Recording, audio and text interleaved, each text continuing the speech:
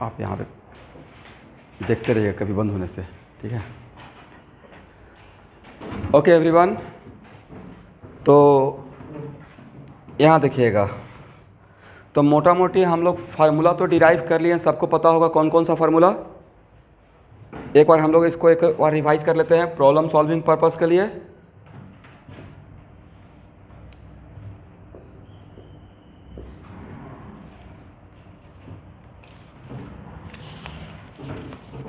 ये बढ़िया रहेगा क्लास असाइनमेंट ऑफलाइन से सारे बच्चों को हार्ड कॉपी देकर और अपने सामने एटलीस्ट क्लास में सॉल्व करवाएंगे, अदरवाइज पता ही नहीं चलता है, मुझे ही कॉन्फिडेंस नहीं आ पाता है कि आप लोग सॉल्व किया नहीं किए।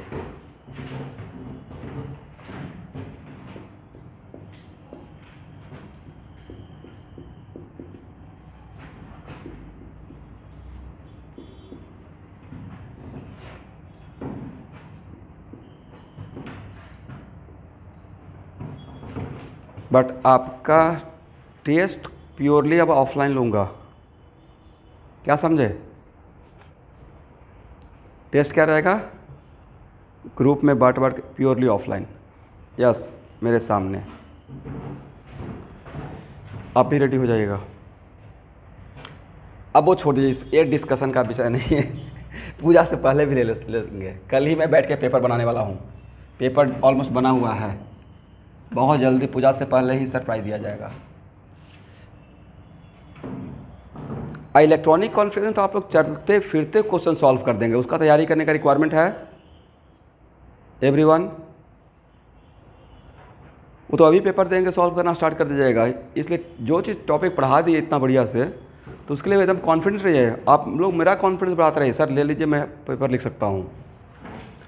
For problem solving purpose in सब फार्मूला को ध्यान में रखेंगे, मतलब मोस्टली हम लोग इसी से काम चलाएंगे। देखिए तो मैंने सही लिखा, करेक्ट?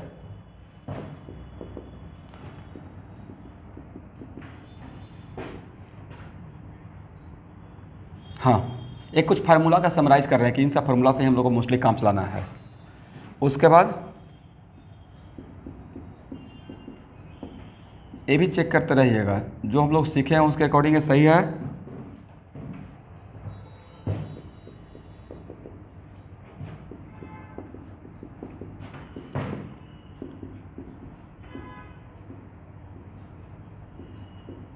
ये सही है?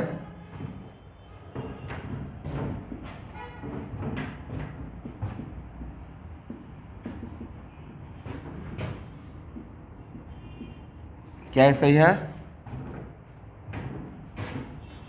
जहाँ पे आर नॉट का वैल्यू कितना था एवरीवन?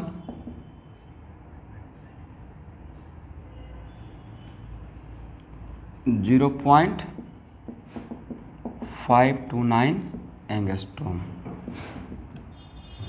और भी इक्वल टू क्या था एवरीवन? ये देखिए तो सही है, जहाँ पे वी नॉट का वैल्यू मोटा मोटी 2.18 इंटू 10⁶ मीटर पर सेकेंड, करेक्ट है ना? और उसके बाद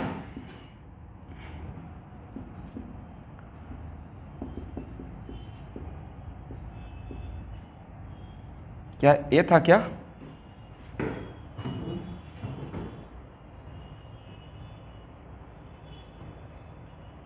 टाइम पीरियड ऑफ रेवोल्यूशन। तो सर टी नोट का वैल्यू याद नहीं, कोई बात नहीं, टी नोट का वैल्यू नहीं याद है तो ये तो याद रहेगा, ये तो टी नोट था। हिंट दे दिए, राइट? याद आ रहा है ना डेरिवेशन आप लोग को? और फ्रीक्वेंसी ऑफ रिवोल्यूशन ए था, जेड जस्ट इसका उल्टा। टाइम कोई एक याद रखिएगा, टाइम पीरियड ऑफ रिवोल्यूशन याद रखिएगा तो क्या फ्रीक्वेंसी निकल जाएगा 1/t से? तो ए याद रखेंगे तो इसके लिए अलग से याद करने का रिक्वायरमेंट नहीं है, 1/t कर लीजिएगा, ठीक है? तभी मोटा मोटी हम लोग को इतना फार्मूला से काम चल जाएगा बोर मॉडल में मिला जुला कर। इसको हटाएं, इसको लिख लीजिए एक जगह, प्रॉब्लम सॉल्विंग पर्पस के लिए इसी का यूज़ करूँगा, ठीक है? ओके।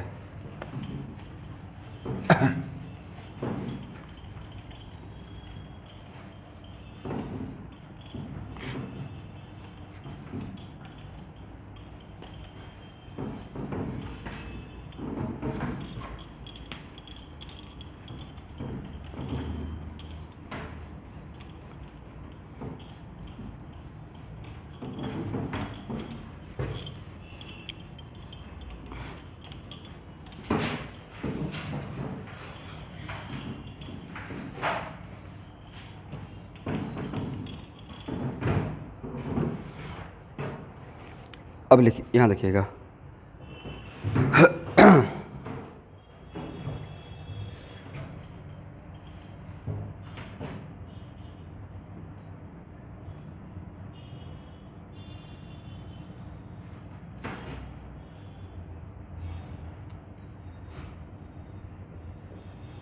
जो ए पढ़ा रहे हैं यहाँ देखना है, वो भी आराम से आ जाइए, कोई बात नहीं है। ये भी मेरा एक्चुअल में ये भी बोर का एक एजम्पशन है। बोर मॉडल में बहुत सारे एजम्पशन लेकर काम किया गया है। ओके, मान लेते हैं कि मेरा ए ऑर्बिट नंबर n1 है, ए ऑर्बिट नंबर n2 है। n1 का मतलब ये नहीं कि orbit first orbit, okay everyone, मतलब n1 कोई ऑर्बिट है, एग्री। बट डायग्राम से इतना तो बता सकते हैं कि n2 ग्रेटर देन n1 है, n2 greater than n1, okay. तो इलेक्ट्रॉन और फार्मूला मेरे पास total energy in nth orbit of total energy of electron in nth orbit का फार्मूला है -13.6 Z² electron volt. Is it right? तो भाई यहाँ पे इलेक्ट्रॉन रहेगा और यहाँ पे इलेक्ट्रॉन रहेगा, तो कहाँ पे इलेक्ट्रॉन का एनर्जी ज़्यादा होगा?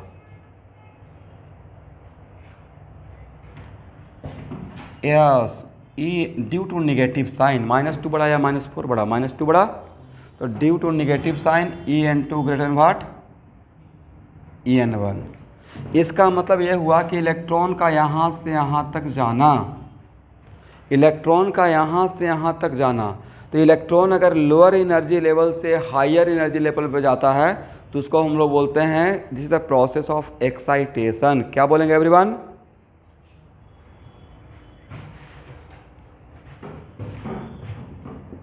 एक पॉइंट बना के लिख लेंगे, आराम से समझेंगे। अब यहाँ पे ये स्कूल का एग्जाम का नहीं है। अब इफ इलेक्ट्रॉन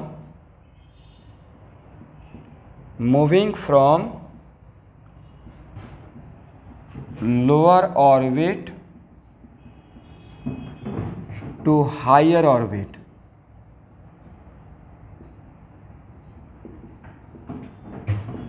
then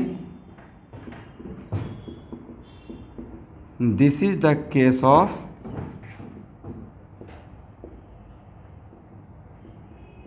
एक्साइटेशन। ये एक्चुअली नेचर का ही रूल है। लोअर एनर्जी लेवल से हायर एनर्जी लेवल पर जाने को क्या बोलेंगे आज के बाद? एक्साइटेशन होना, राइट। बट भाई अगर यहाँ से यहाँ जाएगा इलेक्ट्रॉन, तो इलेक्ट्रॉन का एनर्जी कम हुआ या ज़्यादा हुआ? कॉमन सेंस की बात है, कितना अमाउंट से ज़्यादा हुआ? इसका मतलब यहाँ पे क्या होगा? एक्साइटेशन में amount of energy of electron increases. और कितना अमाउंट एनर्जी इंक्रीज करेगा एवरीवन? En2 माइनस, बातों को समझिएगा, En2 minus En1, right.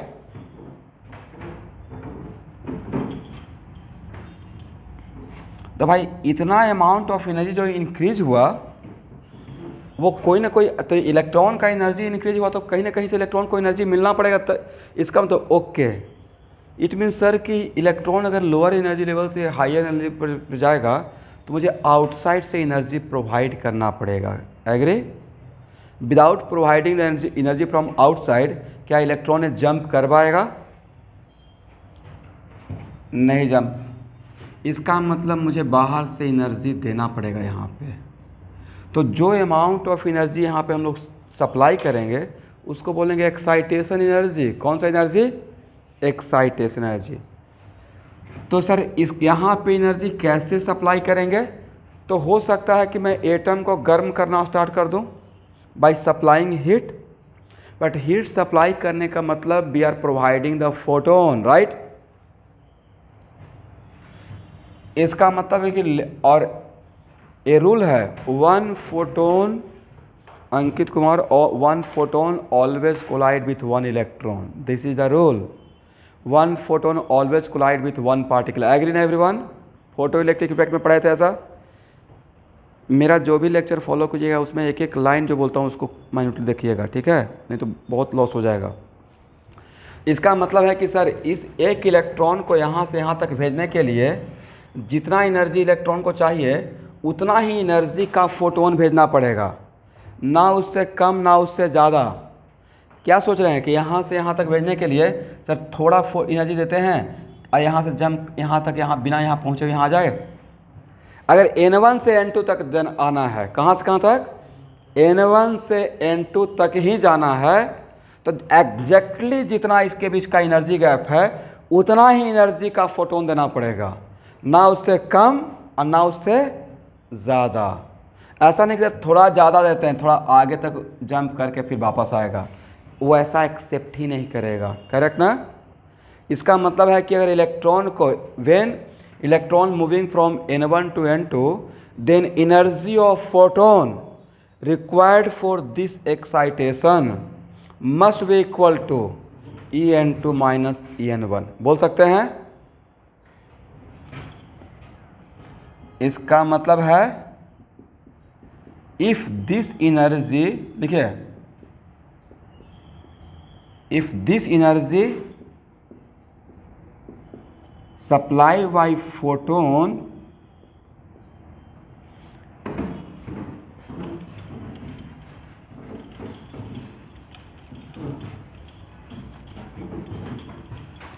if this energy supply by photon then energy of photon must be equal to En2 minus En1। यहाँ तक किसी को प्रॉब्लम? एनीवन?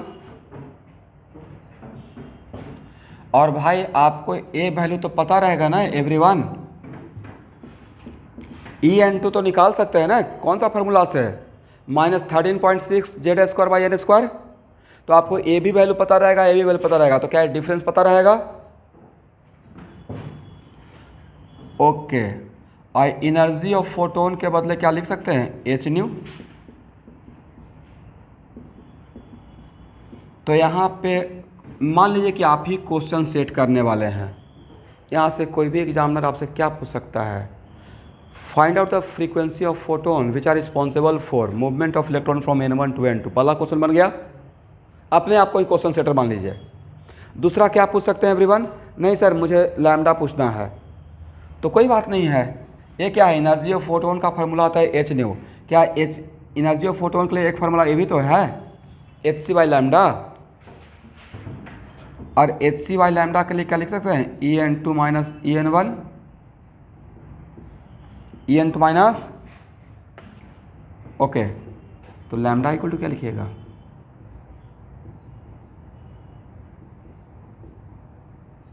ध्यान से देखना है अब, ये सोचकर देखिए कि क्लास 12 के मॉडर्न फिजिक्स में भी काम में आएगा, ठीक है? तो lambda equal to hc/En2 minus En1। यहाँ देखिए hc का वैल्यू सबका रटा हुआ है 1242 eV/nm, राइट? 1242 eV/nm। और अगर नहीं रटा हुआ है इसका मतलब वीडियो फॉलो नहीं हुआ है, इसको मैं 100 बार बोला हूँ वीडियो में, राइट? hc का वैल्यू कितना होता है? 1242 eV, और ए वैल्यू भी तो हम लोग का eV में रहेगा, करेक्ट? और ऊपर का eV और नीचे का eV आपस में कैंसिल होकर बचेगा क्या? nm। Is it right? यहाँ तक। वो इसका मतलब है कि it is very important to note that electron को एक्साइटेशन के लिए N1 से N2 के लिए, तो N1 से N2 जाना कौन सा प्रोसेस? एक्साइटेशन के लिए, एक्साइटेशन, राइट? तो इसके लिए जो फोटोन बाहर, जो फोटोन रिस्पॉन्सिबल रहेगा, रिस्पॉन्सिबल का मतलब जो फोटोन यहाँ से इलेक्ट्रॉन को देगा, राइट? उस फोटोन का वेवलेंथ यहाँ से निकाल सकते हैं। कौन सा इक्वेशन से? Energy of photon must be equal to this value. Is it right?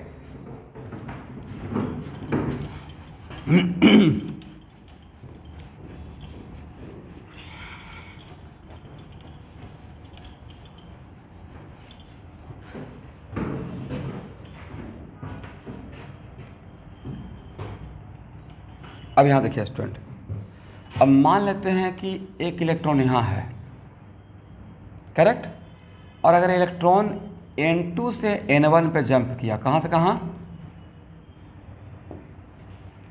तो N2 से N1 पे आना, N1 से N2 पे आना एक्साइटेशन, तो N2 से N1 पे आना क्या बोलिएगा,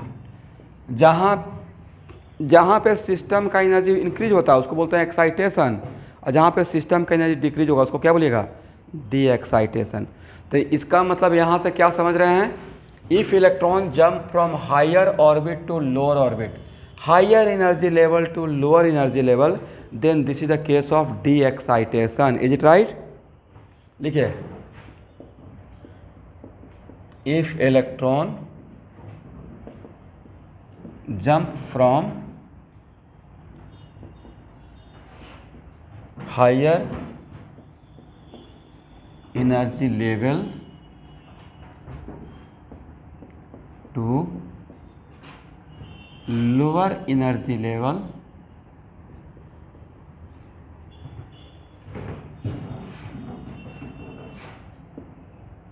then this is the case of what, excitation या डी एक्साइटेशन, डी एक्स, और डी एक्साइटेशन में एनर्जी गेन करेगा या लॉस करेगा, in D excitation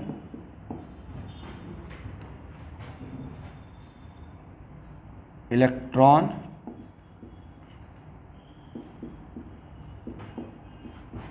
loses the energy.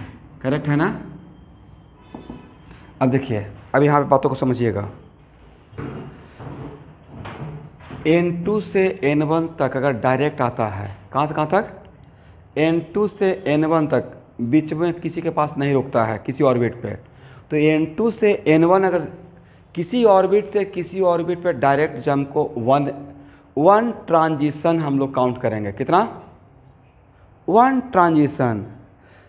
इसका मतलब है, तो और ये भी बोर मॉडल का पास्टुलेट्स है, अजम्पशन, इन ध्यान से सुनना है, बाद में लिखवा दूंगा, इन द प्रोसेस ऑफ, एकदम शांत दिमाग से सीखिए, कोई जल्दबाजी नहीं है, in the process of D excitation one transition always emit one photon, one transition always emit, absorb बोल रहा हूँ या इमिट बोल रहा हूँ, इमिट, वजह जो लॉस ऑफ एनर्जी रहेगा वो किस फॉर्म में, किसी फॉर्म में तो कन्वर्ट होगा। तो ये बोर का एजम्पशन है कि एक्साइटेशन के लिए यहाँ से यहाँ तक जाने के लिए फोटोन से एनर्जी सप्लाई करेंगे, तो यहाँ पे फोटोन क्या हो रहा है, इमिट या एब्जॉर्ब, और यहाँ से यहाँ तक अगर आएगा तो क्या होगा, इमिट होगा। तो one transition in the process of D excitation always emits one photon. Is it right?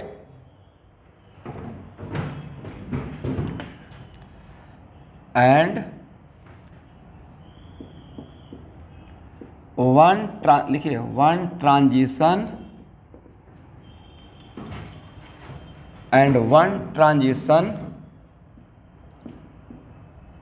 always emits how many photon? One photon. समझ गए? One transition always emits one photon.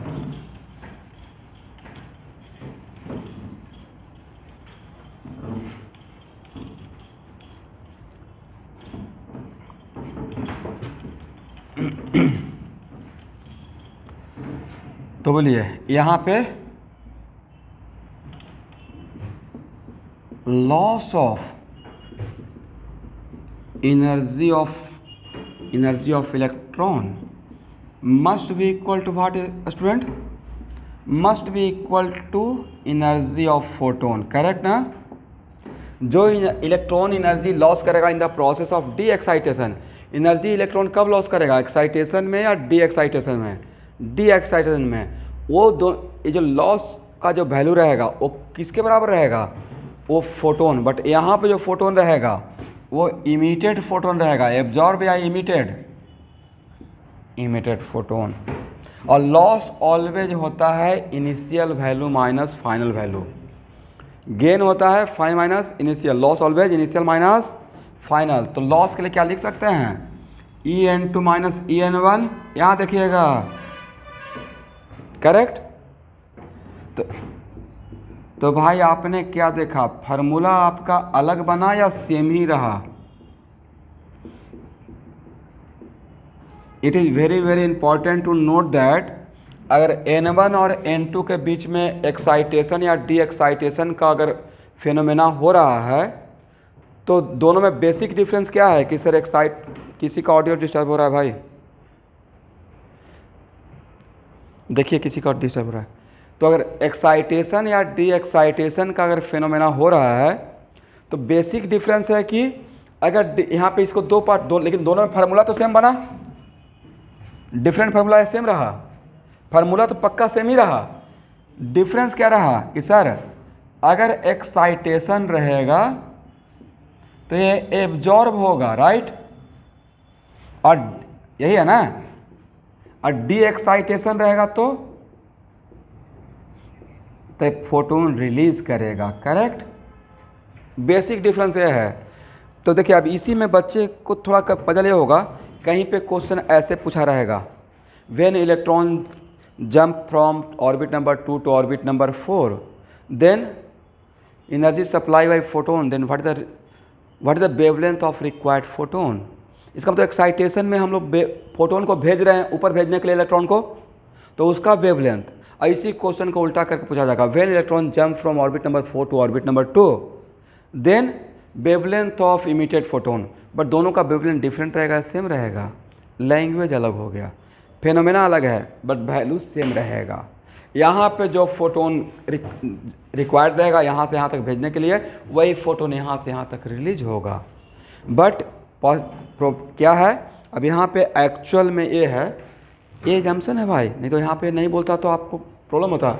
मान लेते हैं हाइपोथेटिकल कि इसके बीच का गैप 10 इलेक्ट्रॉन वोल्ट का है, कितना का है, और इलेक्ट्रॉन अगर यहाँ से यहाँ तक डायरेक्टली जंप किया है तो आप ऐसे भी तो बोल सकते हैं कि 10 इलेक्ट्रॉन वोल्ट से 5-5 इलेक्ट्रॉन वोल्ट का 2 फोटोन बना लेते हैं, बट वो नहीं करना है।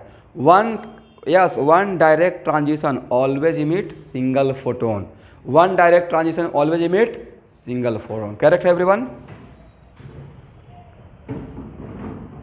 तो तो दोनों से लैम्डा का वैल्यू डिफरेंट रहेगा या सेम रहेगा, सेम रहेगा, करेक्ट ना। यहाँ तक लिख लीजिए, इसको हटाया जाए, हाँ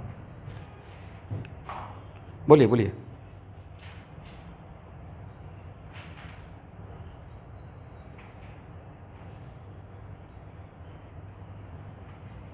नहीं, वो वापस आने के लिए टाइम लगेगा, मतलब जब तक रिक्वायर्ड नहीं है तब तक वहाँ वापस नहीं आएगा। अब ये कुछ ऐसा फिनोमेना है स्टूडेंट, यहाँ देखिए,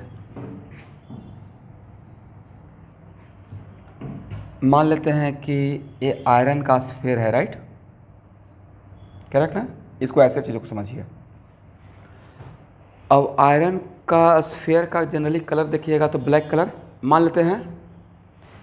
इसको अगर एनर्जी सप्लाई कर रहे हैं तो इसका कलर चेंज होते तो रेड हो जाता है, करेक्ट ना है। बट जिस टेम्परेचर पे रेड हुआ है उसी टेम्परेचर को मेंटेन करते रहिएगा तो कभी वापस से ब्लैक होगा, नहीं होगा।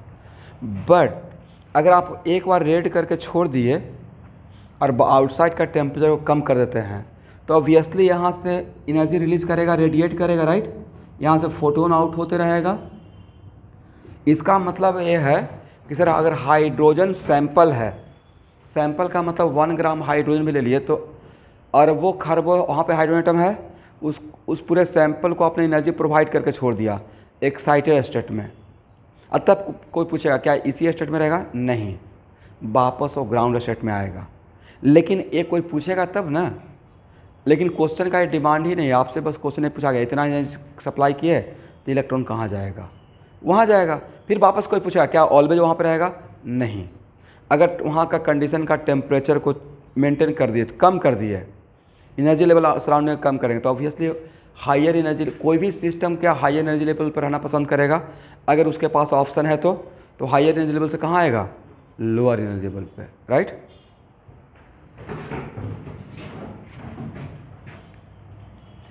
चलिए स्टूडेंट,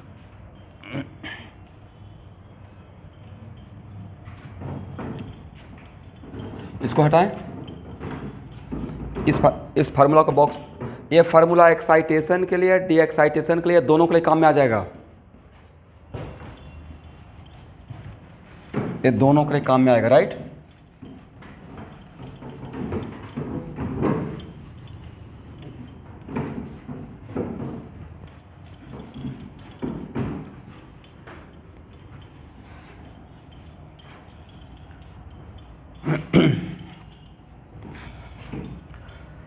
चलिए, नीलभ ज्वाइन किए हुए हैं।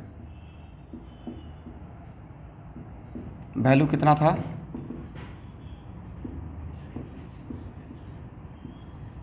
यस, इसका वैल्यू मुझे पैरामेट्रिक फॉर्म में चाहिए, बिना कॉपी देखे हुए। किनको किनको याद है?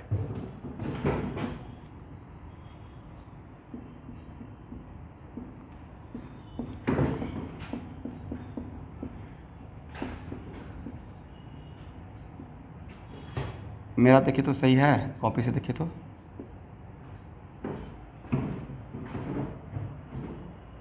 ऐसे रट्टा मारना है भाई।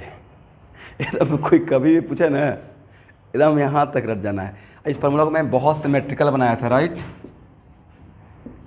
और इसी का वैल्यू तो 13.6 इलेक्ट्रॉन वोल्ट बोले थे, याद है आप लोग को? यस, चलिए। मतलब बिल्कुल पागलपन जैसा रहना चाहिए था यार। नहीं, किसी खास वजह के लिए मैं बात बोला हूँ, ये याद रखिए।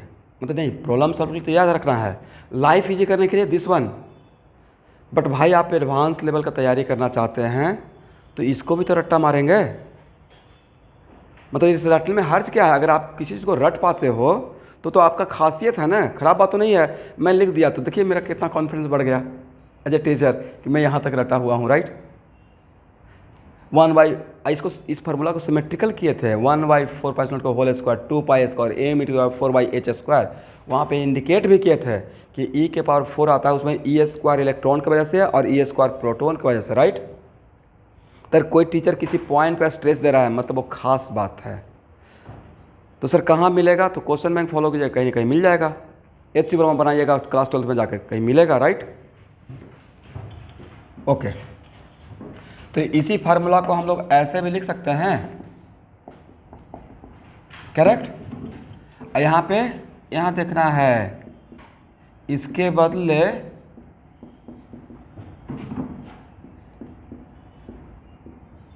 इसका वैल्यू निकाले थे तो कितना था? बताया था ना कि इसका 13.6 इलेक्ट्रॉन वोल्ट। इन दोनों को कंपेयर करके क्या बोल सकते हैं कि इसका वैल्यू इतना का बराबर है, राइट? यस, यहाँ तक आइए।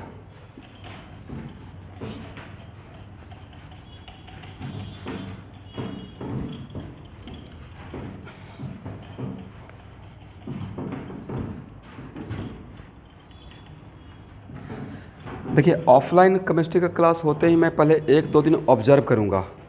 अगर लगेगा कि सारे स्टूडेंट एक साथ आना स्टार्ट कर दिए तब ग्रुप डिवाइड कर दूंगा, ग्रुप ए ग्रुप बी, ठीक है? थोड़ा मेंटेन सोशल डिस्टेंसिंग के लिए।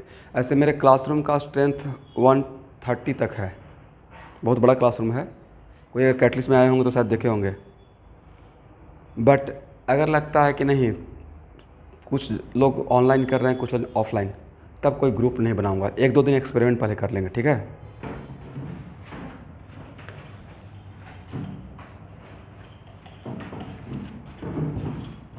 डिट्टो सेम रहेगा, 1 मिनट इधर उधर नहीं।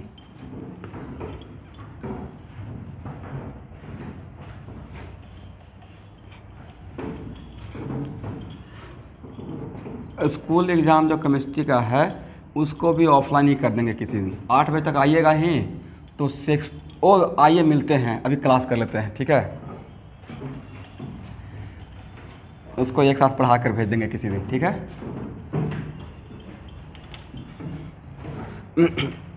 चलिए अब यहाँ देखिए, क्या इसको इसके बराबर लिख सकते हैं स्टूडेंट,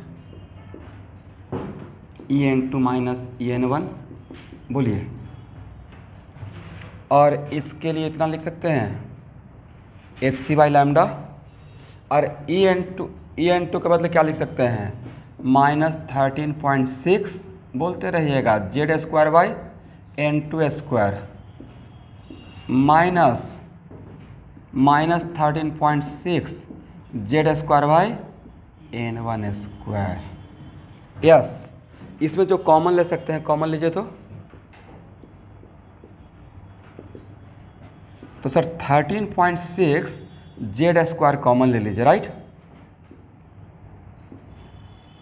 तो यहाँ पे क्या हो जाएगा, 1 by N1 square minus 1 by, इतना लिख सकते हैं। तो भाई 1 बाई लैम्डा इक्वल टू क्या लिख सकते हैं,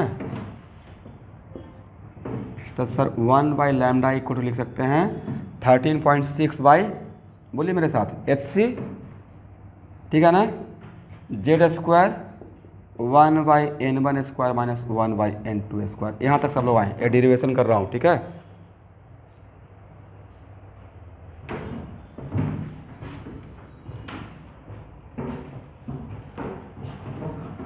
और यहाँ देख लें स्टूडेंट, ये जो 13.6, लेकिन ये 13.6 EV में है, माइंडेड किस में है, EV में था, करेक्ट ना। तो 13.6 बाई HC, इसी को नाम दिया गया है रेडबर्ग कांस्टेंट।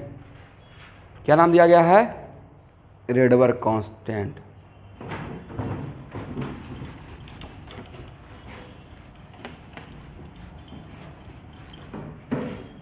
इसका मतलब Rydberg constant, Rydberg was great mathematician, ठीक है। आर, और आर का वैल्यू किसके बराबर, बोलते रहिएगा मेरे साथ, 13.6 बाई एस। ओके, हो गया यहाँ तक। अब चलिए स्टूडेंट, इसका मतलब हम लोग का फार्मूला बन गया 1 by lambda equal to RZ² 1 by N1 square minus 1 by N2 square. And all of you are very much familiar with this formula. ये तो बहुत काम का फार्मूला था, नहीं। अब याद कीजिए, ये फार्मूला ओरिजिनल था या फार्मूला यहाँ से आया था, कहाँ से आया था भाई, यहाँ से यहाँ गए हैं या यहाँ से यहाँ गए हैं, कहाँ से कहाँ गए हैं, यस यहाँ से यहाँ गए हैं। तो it is very important to note that sometimes ऐसा भी हो सकता है, देखिए कभी कभी होता है ना कि स्टूडेंट के माइंड में कन्फ्यूजन हो गया कि सर दो फार्मूला लैम्डा निकालने का दे दिए, किसका यूज़ करें, इसको यूज़ करें, यहाँ से लिख सकते हैं ना HC बाई लैम्डा, इसको क्या लिख सकते हैं HC बाई, तो यहाँ पे En2 अलग निकाल लिए, En1 अलग निकाल लिया, ऐसा भी तो हो सकता है कि En2 का वैल्यू पता है, लेट अस सपोज माइनस, इसका वैल्यू है -13.6 इलेक्ट्रॉन वोल्ट, इसका वैल्यू है -3.4 इलेक्ट्रॉन वोल्ट, हम लोग को पता है अलग से इसका न्यूमेरिकल वैल्यू। तो आप लोग यहाँ से भी वैल्यू निकाल सकते हैं लैम्डा।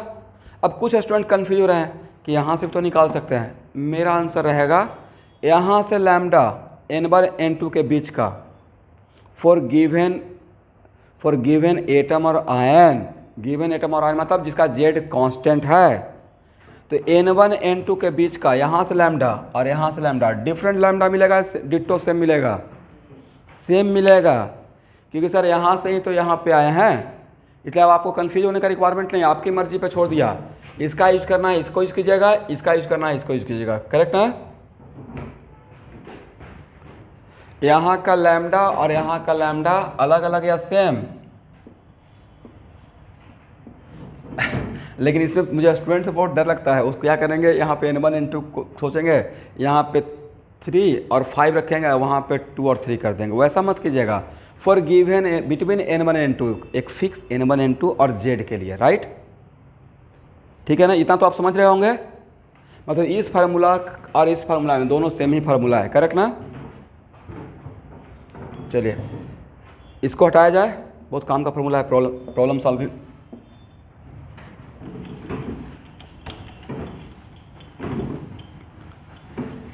चलिए यहाँ देखिए, ध्यान से देख लीजिएगा।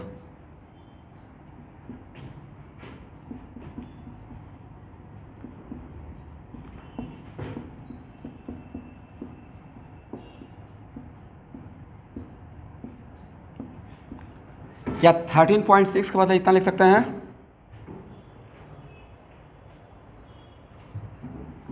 यस, ये आपसे पूछा जाएगा एटलीस्ट जेई मेन में, ठीक है?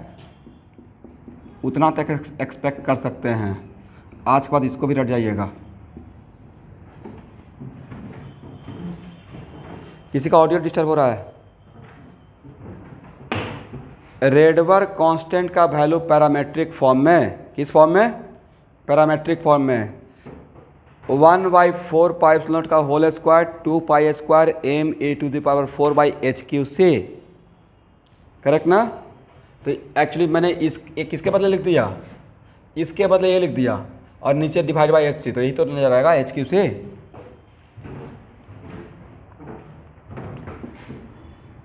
ये आपके शॉर्ट नोट्स में रहना चाहिए, ऐसे नहीं याद होगा, 5-10 बार लिखना पड़ेगा, ठीक है? इसका और इसको और कैलकुलेट करेंगे, आर का वैल्यू और कैलकुलेट करेंगे तो आएगा 1 पॉइंट कितना था? स्कूल के एग्जाम के लिए तो पढ़ाए थे, 1.097 into 10 to the power 7 metre inverse, ठीक है ना? या आर का वैल्यू रट्टा मार जाना है, ठीक है?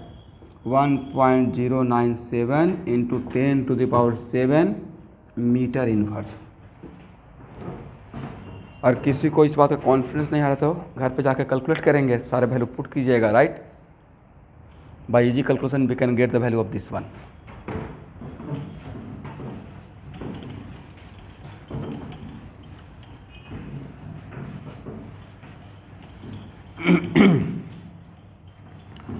अच्छा बताइए स्टूडेंट, तो आप लोग प्रॉब्लम सॉल्विंग पर्पस के लिए ये फॉर्म याद रखेंगे या डायरेक्टली शॉर्टकट वाला? ये तो कभी ऐसा आ सकता है, right? 1 by lambda equal to, sir इसको याद रखेंगे नहीं, 1 by n1 square minus 1 by n2 square. तो लैम्डा निकालने का एक फार्मूला तो मेरे पास ए रहेगा और एक फार्मूला लैम्डा निकालने का H C by delta E रहेगा, राइट? डेल्टा ई मतलब en2 minus en1, is it right ना? जिससे मर्जी हो उससे निकाल लीजिएगा। तो ये हो गया फॉर्मेट कौन सा? प्रॉब्लम सॉल्विंग पर्पस के लिए, जिसमें आर का वैल्यू हम लोग क्या पुट कर लेंगे? 1.097 into 10 to the power 7 metre inverse, correct ना?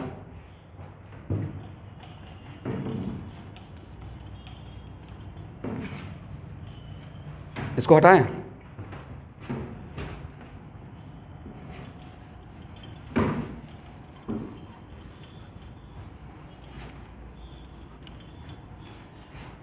चलिए इसको क्रॉस मल्टीप्लाई कर सकते हैं, इस फार्मूला को।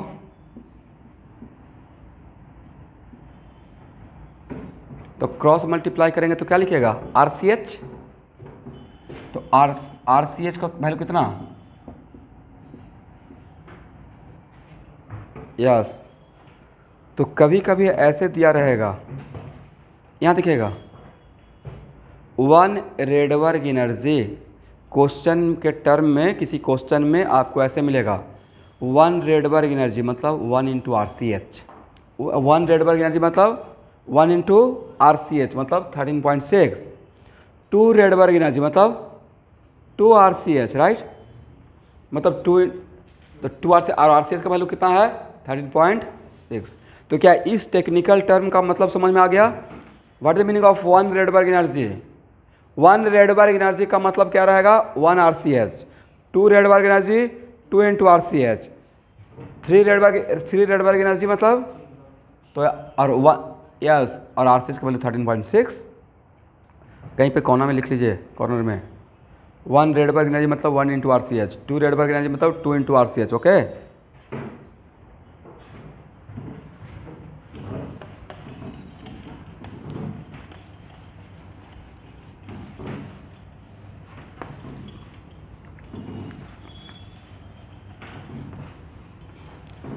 अब यहाँ देखिएगा,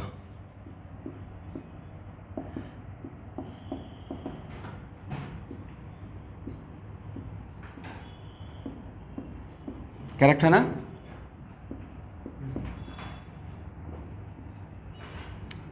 कहीं कहीं पे इसको ऐसे भी लिखा रहेगा तो घबराना नहीं है, एक ही बात है ना स्टूडेंट। 13.6 बदले क्या लिख दिए हैं? RCH, ठीक है? यस। जहाँ पे यहाँ पे R क्या है? Rydberg constant, not universal gas constant. क्या है? Rydberg constant.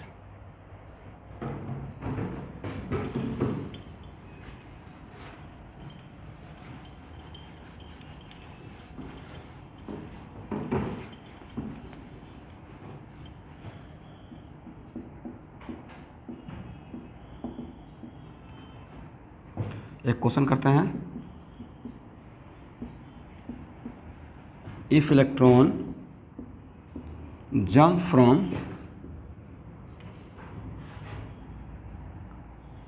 Orbit number n equal to 4 to n equal to 2 in helium plus, then find wave length। तो क्या पूछे? वेवलेंथ ऑफ एब्जॉर्ब फोटोन पूछे या wavelength of emitted photon? This is the case of, yes, find the wavelength of emitted photon, correct? Solve कीजिए, solve हो जाएगा। तो directly solution के लिए इसका भी आप लोग हेल्प ले सकते हैं। 1/λ equal to what? RZ square 1/n1 minus 1/n2 square, और 1/λ इक्वल टू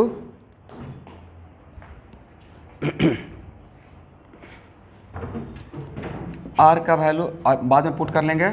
क्या इसको Z स्क्वायर के बदले 4 लिख सकते हैं? हीलियम प्लस के लिए Z का वैल्यू कितना रहेगा? 2, और 1/n1 स्क्वायर कितना? 1/4 ना, 1/4 माइनस 1/16,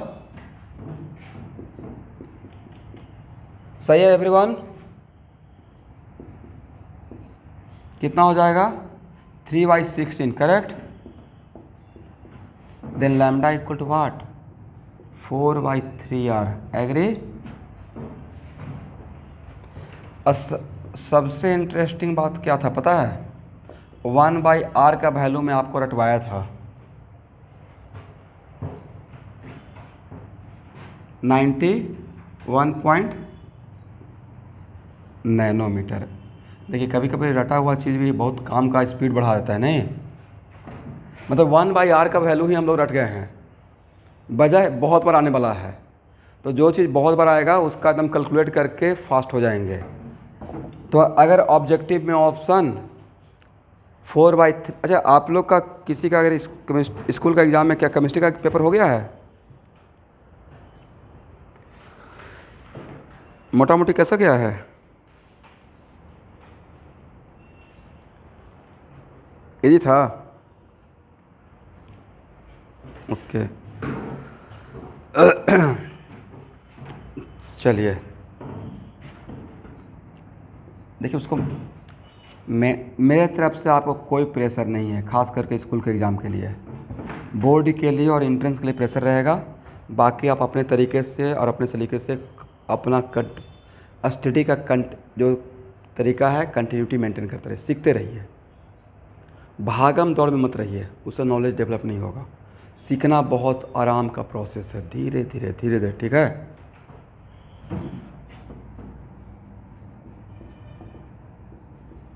ये कोई 9th और 10th क्लास का ट्यूशन नहीं चल रहा है कि एक दिन में सब कुछ ख़त्म कर देंगे। 91.1 नैनोमीटर, करेक्ट ना?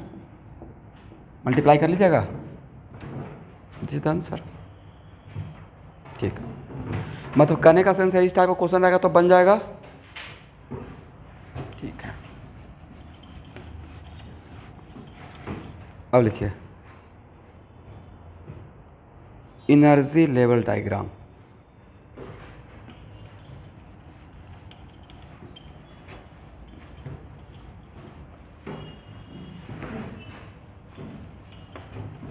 इसको हटाएं।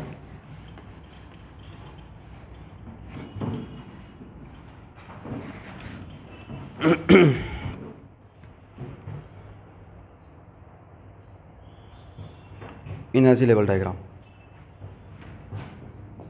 हाइड्रोजन एटम को लेकर ही समझते हैं।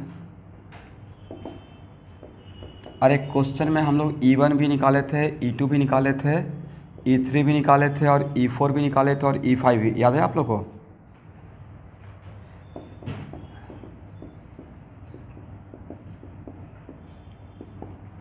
और क्या था?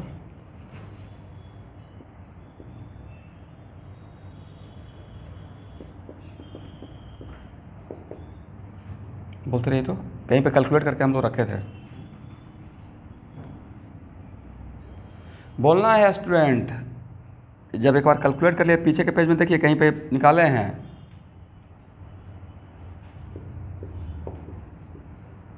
अरे 0.5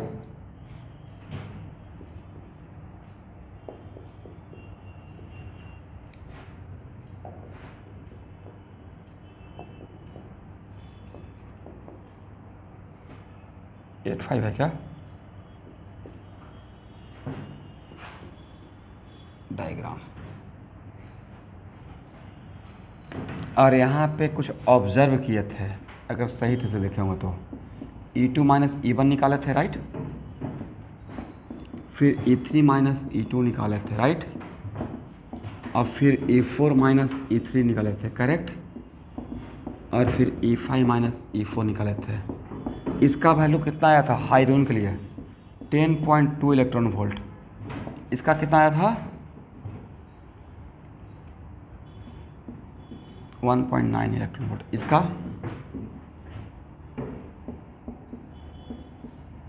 इतना से काम चल जाएगा। तो यहाँ से मैंने क्या ऑब्जर्व किए थे? फ्रॉम हेयर मैंने एक कंक्लूजन दिया था, राइट।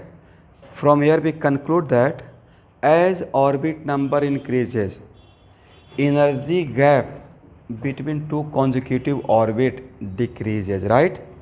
जैसे जैसे हायर ऑर्बिट में जाते हैं तो एनर्जी गैप उन दोनों कॉन्जिक्यूटिव ऑर्बिट के बीच में कम होते जाता है, करेक्ट ना। यहाँ से हम लोग कंक्लूड किए थे। इसका मतलब क्या हुआ? डायग्राम में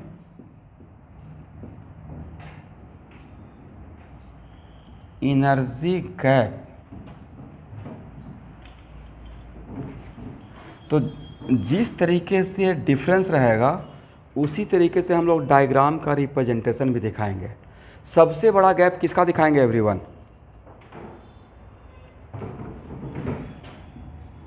यस, अगर एनर्जी लेवल डायग्राम अगर मुझे दिखाना रहेगा सबसे लोएस्ट एनर्जी लेवल तो रहेगा E1 का, राइट।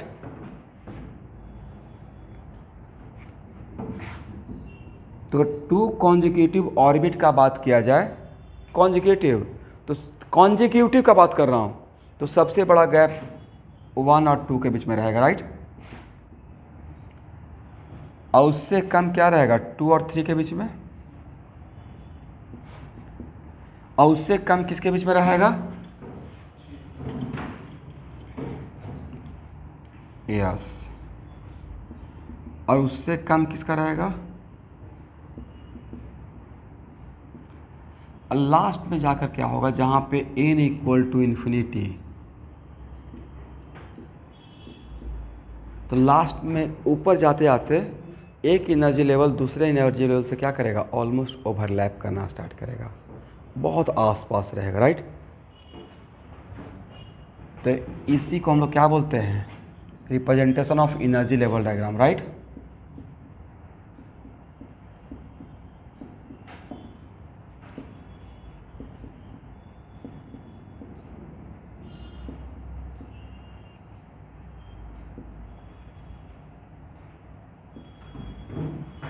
ठीक है।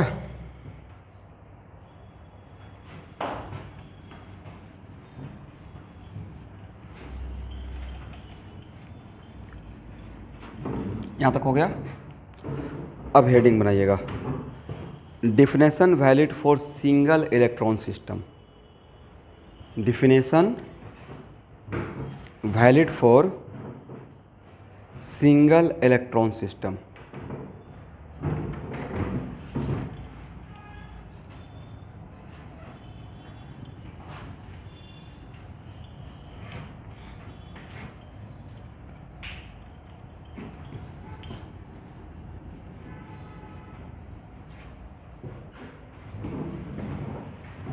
यस,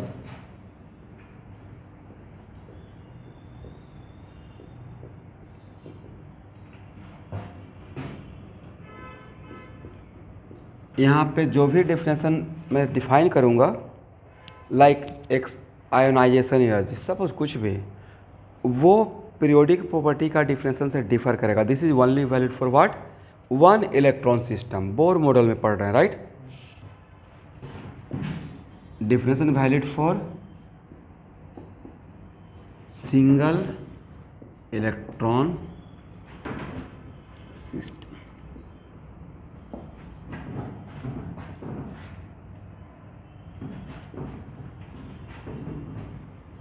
हो गया।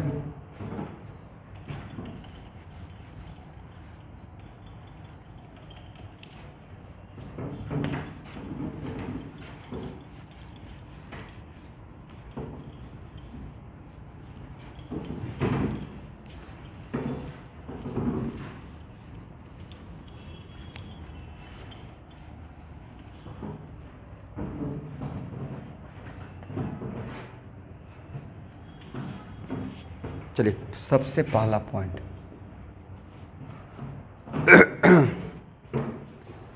Ground state.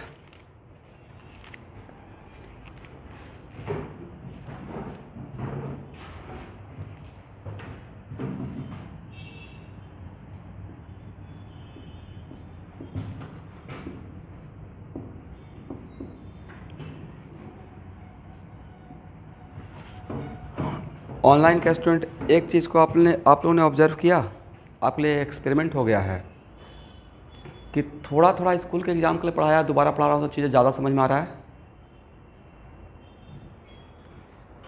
भाई, तो यह बात अगर आपको पता चल गया, यही तो सक्सेस का की पॉइंट पता चल गया है, मूल मंत्र, राइट।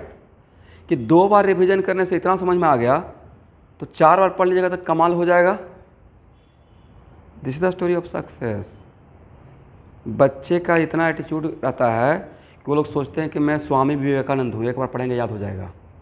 आप लोग माइंड मत कीजिएगा, लेकिन प्रॉब्लम यहाँ पे था, और मैं जानबूझ के प्रैक्टिकल एक्सपेरिमेंट आपके साथ कर लिया। थोड़ा थोड़ा स्कूल के एग्जाम में पढ़ा दिया, अब दोबारा पढ़ा रहे हैं। और यहाँ पे कुछ बच्चे क्या करेंगे, अच्छा ये तो पढ़े हुए हैं, बोर हो रहे हैं, रिवीजन नहीं करना चाहते क्योंकि बोर होते हैं, उनको हर दिन एक नया स्टोरी चाहिए, राइट। भाई यही तो बार बार पढ़ना है। इट डजंट मैटर कि आप 10 बुक बनाइए, इट मैटर्स कि एक ही जितना टीचर बोल रहे हैं इतना कंटेंट है, इसी को बार बार बनाइए। पहला बार में सीखिएगा, दूसरा बार में सीखिए आएगा, तीसरा टाइम में सुपर फास्ट हो जाइएगा, क्योंकि एग्ज़ाम में वही चाहिए। करेक्ट। जो बोलते हैं ना कि रैंकर बन गया, इतना अटेम्प्ट ले लिया, यही था की पॉइंट। बाकी क्वेश्चन का क्या क्वालिटी होता है वो हम लोग पे छोड़ दीजिए। हम लोग सारा क्वेश्चन हर डिफरेंट टाइप का, इलेक्ट्रॉनिक कॉन्फ्रेंसर में उतना हर डिफरेंट वैरायटी का तो ले लिए हैं। हर असाइनमेंट में आपको हर डिफरेंट टाइप का प्रॉब्लम मैं खुद सेलेक्ट करके दूंगा, और उसके बाद बस क्वेश्चन बैंक बनाना है, लाइफ आसान हो जाएगा, सिलेक्शन हो जाएगा। इतना जितना बोलते हैं उतना सच में स्टूडेंट बात मान ले, मैंने उस टाइप का काम नहीं करते कि हाँ 1-2 रिजल्ट हो गया तो उसको पब्लिसिटी कर रहे हैं, मतलब मार्केटिंग कर रहे हैं, इसमें नहीं। मेरा एकदम बिल्कुल ट्रूली फेथ है, हार्ड वर्क। मतलब बच्चों को क्या कंटेंट चाहिए, और सिलेक्शन होता है भाई। बहुत IITians प्रोड्यूस किया हूँ, बहुत NITians प्रोड्यूस किए हैं, सच में सिलेक्शन होता है। कभी यहाँ पे आइएगा तो मैं दिखाऊंगा कैटलिस्ट के फ्लोर पे, फिजिक्स में 100 में 100 भी लाए हुए हैं स्टूडेंट, 2 साल पहले ही तो लाया है। उसका वीडियो भी मैं शेयर किया होगा। अमन कुमार अग्रवाल अभी कैलिफोर्निया यूनिवर्सिटी में कंप्यूटर साइंस पढ़ रहे हैं, राइट, सैट्स के थ्रू। तो आता है, मैथ में 100 में 100 आया हुआ है, केमिस्ट्री में तो भरा पड़ा था मेरा, कम से 20 स्टूडेंट होगा जिसको 100 में 100 आया है। बट बोर्ड में 100 वो मेरा मार्क कहने का सेंस नहीं, कहने का सेंस है जिसका भी आया वो अक्षरता बात टीचर का माना है, जैसे गाइड करते रहे। ऐसा नहीं कि 10 बुक उठा के बैठे हुए हैं। देखिए 10 बुक टीचर के लिए होता है जिसको टीचिंग करना होता है डिफरेंट डिफरेंट जगह से, स्टूडेंट के लिए कंटेंट्स लिमिटेड है। मैं भी अपने टाइम पे दुनिया भर का बुक अगर उठाता तो नहीं होता मेरा सिलेक्शन। दो डिफरेंट ऑथर का प्रॉब्लम का बुक उठाइएगा, 5% का फ़ायदा होगा। 5% डिफरेंट टाइप का, 95% कॉमन टाइप का प्रॉब्लम रहेगा, राइट। तो बट उस 5% के लिए कितना परसेंट प्रेशर बढ़ा लिए, इसलिए बस एक स्टैंडर्ड लेवल का बुक उठा के चल देना है, जो जैसे मैं बोल रहा हूँ इस यहाँ बनाना है। फिजिकल केमिस्ट्री में आरसी मुखर्जी प्रॉब्लम के लिए और प्लस कैटलिस्ट का असाइनमेंट थोड़ा प्रॉब्लम हो जाएगा। मॉडर्न मोल कॉन्सेप्ट में ही एक्सपेरिमेंट करके देख लेते हैं। क्लास में बहुत प्रॉब्लम ले रहा हूँ, मोल कॉन्सेप्ट खत्म होते थे क्लास में ही कम से कम तो 100 प्रॉब्लम हो जाएगा अलग अलग टाइप का। उसके बाद होम असाइनमेंट में रहेगा कम से कम 150, और आरसी मुखर्जी में 5 चैप्टर मोल्स कॉन्सेप्ट का मिलाकर रहेगा कम से कम 200, और क्वेश्चन बैंक में रहेगा कम से कम 100। इतना बनाइएगा तो आप किंग हो गए, मास्टर ऑफ मोल कॉन्सेप्ट। इतना आगे बना गए तो थोड़ा है, बहुत हो गया। इतना ही करना है, ज़्यादा नहीं करना है, बट इतना ऑनेस्टली करना है। मतलब हर प्रॉब्लम के थ्रू जाइए और किस प्रॉब्लम में क्या सीखे उसको साथ साथ बोलते हुए मन में, अच्छा इस प्रॉब्लम में ये पूछा गया था, ना कि बस आंसर के पीछे भाग रहे हैं। Anyway, ground state, lowest energy state लिखिएगा student, lowest energy state of any atom or ion,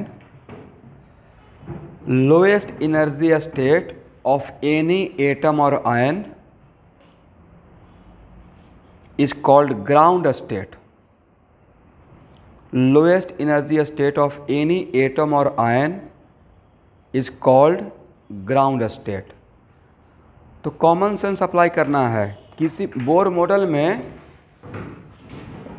किसी भी एटम और आयन का लोएस्ट एनर्जी स्टेट क्या होगा, जरा कॉमन सेंस अप्लाई कीजिए। तो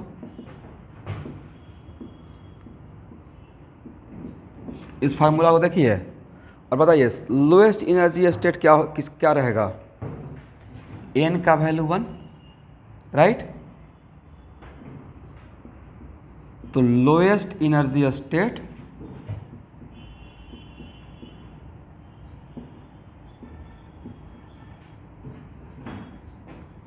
रहेगा फर्स्ट ऑर्बिट, ठीक है। और highest energy status everyone, yes, highest energy state रहेगा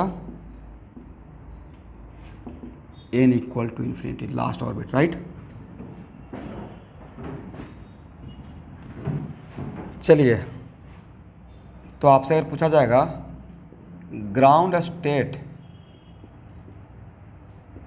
energy of hydrogen helium plus lithium 2 plus beryllium 3 plus, क्या होगा एवरीवन। ग्राउंड स्टेट एनर्जी मतलब मैं ऑर्बिट नंबर 1 का पूछ रहा हूँ, करेक्ट। E1, तो hydrogen helium plus lithium 2 plus, देख रहे हैं ना सब में 1 इलेक्ट्रॉन सिस्टम बनाए हुए हैं। कितना रहेगा, -13.6 इलेक्ट्रॉन। और बोलिए 50,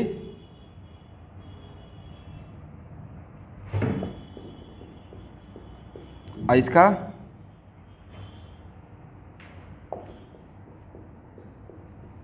इसका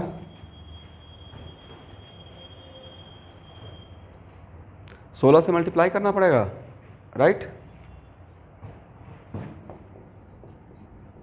यस, तो अगर एग्जाम में एक क्वेश्चन आ गया, it is very important to note that ground state energy of इन चारों का ऑर्डर, तो सबसे ज़्यादा ग्राउंड स्टेट का एनर्जी किसका रहेगा।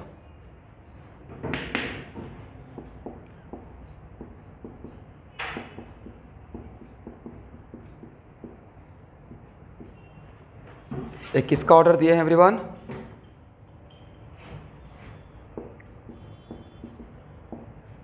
ग्राउंड स्टेट एनर्जी का, इन सब का।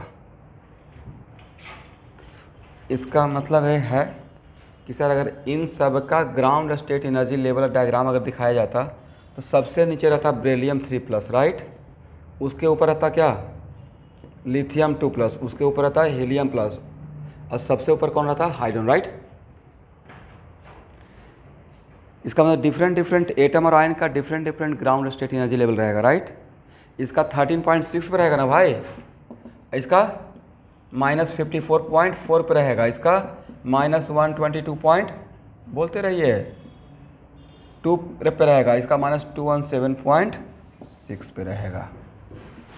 ठीक है, ऐसे भी कहीं पे दिखाया जा सकता है। अब इसी में यहाँ पे ही एक बढ़िया क्वेश्चन पूछ लिया जाएगा, मतलब बिल्कुल नीट लेवल का क्वेश्चन। फर्स्ट ऑर्बिट में हाइड्रोजन हीलियम प्लस लिथियम 2+ और बेरिलियम 3+ में काइनेटिक एनर्जी का order.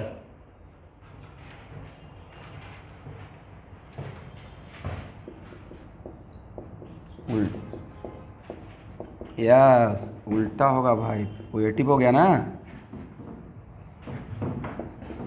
Kinetic energy of electron in first orbit, right.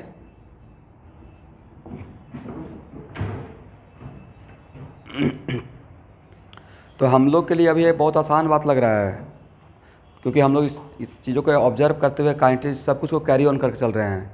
But यही फटाक से अगर दे दिया जाएगा तो ये मेरे लिए 4 मार्क्स डिजर्व करेगा, ठीक है।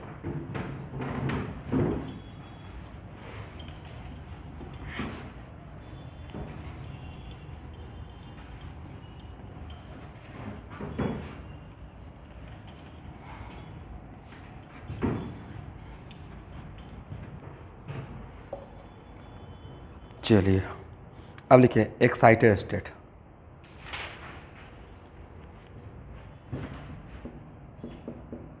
बोलते स्कूल के एग्जाम के लिए एक्साइटेड स्टेट का डिफिनेशन क्या दिए थे?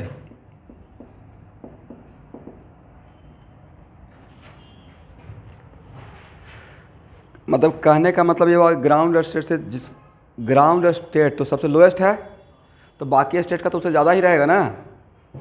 Any other state other than ground state are called what? Excited state. बाजा ground state at lowest one, right.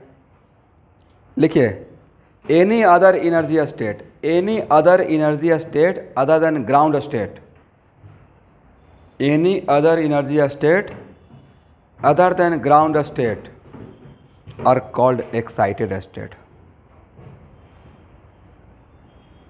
Any other energy state other than ground state are called excited state. But orbit number 1 को excited state मत बोलिएगा, ये है ground state, इसको छोड़कर बाकी को, राइट।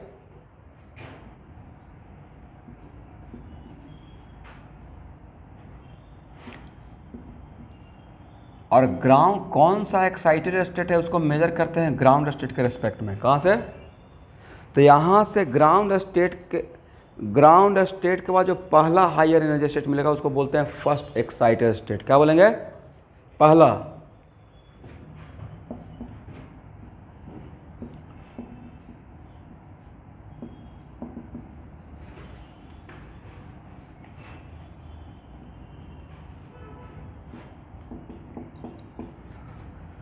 ओके एवरीवन, तो इसको क्या बोलेंगे?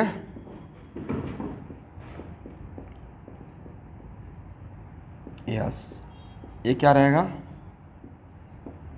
सेकेंड, ये रहेगा थर्ड एक्साइटेड स्टेट, ये रहेगा फोर्थ एक्साइटेड स्टेट, ये रहेगा फिफ्थ एक्साइटेड स्टेट। इसको क्या बोलेगा? यस, ठीक है ना।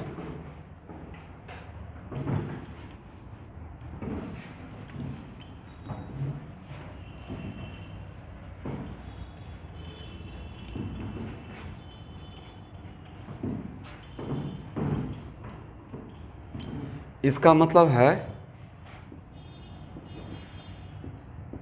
nth एक्साइटेड स्टेट का मतलब कौन सा एनर्जी स्टेट? nth एक्साइटेड का मतलब कौन सा orbit number? n+1th, n+1th, right.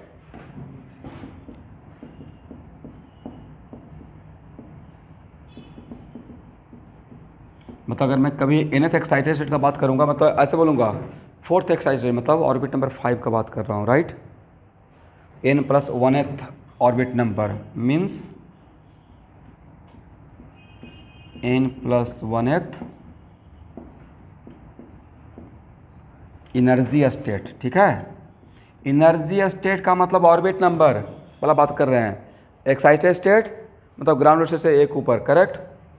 तो n+1th ऑर्बिट नंबर को क्या बोलेंगे, n+1th energy state. Energy state और एक्साइटेड स्टेट सेम रहेगा या अलग अलग बात रहेगा? यस, तो nth एक्साइटेड स्टेट का मतलब कौन सा प्रिंसिपल क्वांटम नंबर, n+1, मतलब n+1th energy state. Is it right?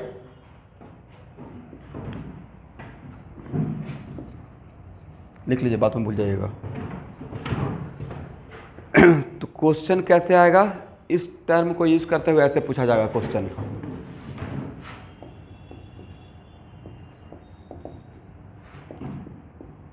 Find energy of electron in third excited state of lithium 2+। मतलब मुझे टोटल एनर्जी ऑफ इलेक्ट्रॉन चाहिए, कौन सा एक्साइटेड स्टेट में, थर्ड एक्साइटेड स्टेट। इसका मतलब है कि हम लोग किसका बात कर रहे हैं, ऑर्बिट नंबर किसका बात कर रहे हैं, 4 का बात कर रहे हैं। वो है third excited state, not third orbit number, right. तो इसका मतलब यहाँ पे कितना हो जाएगा, E4 निकालने के लिए बोल रहा हूँ, -13.6। जेड स्क्वायर कितना लिखे हैं एवरीवन,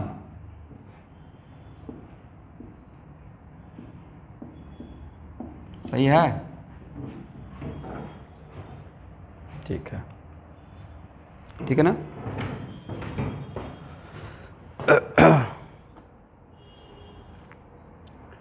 अब लिखिए,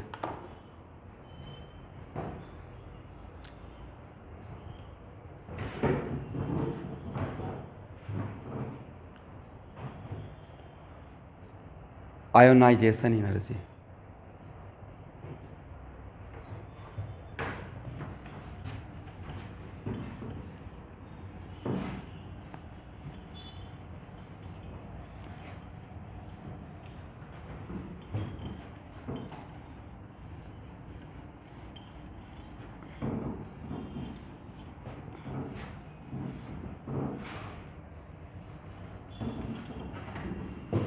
इसको हटाएं everyone.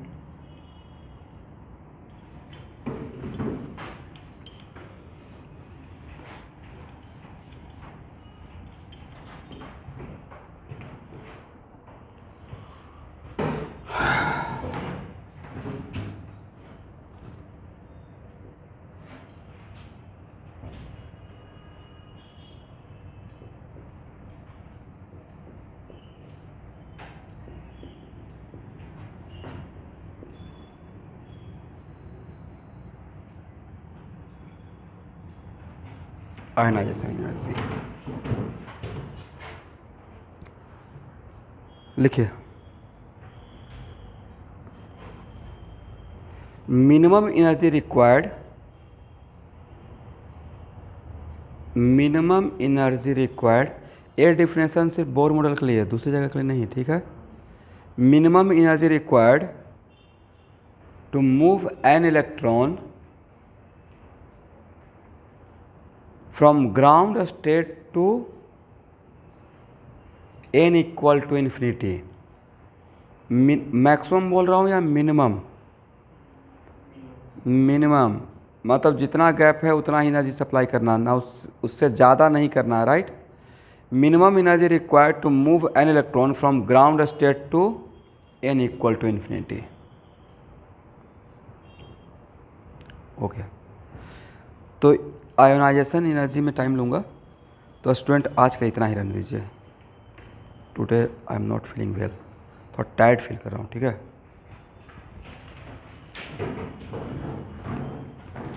Thank you everyone, thank you everyone. R K sir का